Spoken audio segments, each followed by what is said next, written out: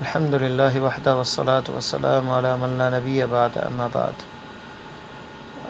دم کرنا پانی کے اوپر یا آئل، زیتون کا آئل ہو یا کسی چیز پر بھی، یہ ثابت ہے سلف صالحین سے۔ سعودیہ کی لجنہ دائمہ کمیٹی، ان کا بھی فتویٰ ہے، صحابہ اور جمہور علماء کا یہ موقف ہے۔ اس ضمن میں سنن ابی داؤد میں ایک حدیث ہے، ثابت ابن شماس جو ہے وہ صحابی تھے، بیمار تھے، اللہ کے نبی صلی اللہ علیہ وسلم آئے تو آپ نے پانی میں جو ہے پھونک مار کے اپنی نفث فی ماء، پانی میں پھونک مار کے ان کے اوپر پانی گرایا، مٹی تھوڑی سی اس میں ڈالی، پانی ڈالا اور اس پہ پھونک ماری اور ان کے اوپر انڈیلا۔ اگرچہ یہ حدیث جو ہے مختلف ہی ہے،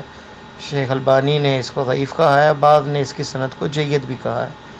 تو بہرحال سلف صالحین اور زاد المعاد میں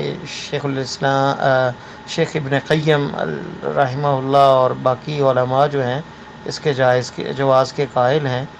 کہ، اور اس سے بھی استدلال لیا جاتا ہے، من شر النفاثات فی العقد،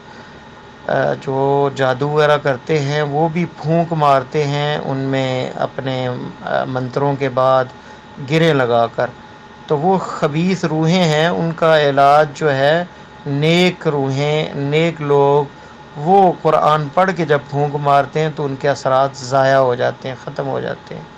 تو اس میں جمہور علماء اس کے جواز کے قائل ہیں کہ دم کی نیت سے پانی پر یا کسی انسان کے اوپر جو ہے جس کے عضو میں جہاں بیماری ہے اس پہ پھونک مارنا، یا آپ صلی اللہ علیہ وسلم سے یہ بھی ثابت ہے کہ آپ سوتے وقت جو ہے سورہ فلق، ناس اور سورہ اخلاص 3 دفعہ پڑھ کر اپنے ہاتھوں پہ پھونک مار کے پورے جسم پہ پھیرتے تھے، حتیٰ کہ عائشہ رضی اللہ تعالیٰ عنہ نے پڑھا آپ کے ہاتھوں پہ، اور آپ کے ہاتھ مبارک جب آخری آپ بیمار تھے اس وقت آپ کو یہ دم کیا، تو یہ آپ کی عادت تھی، تو دم کے لیے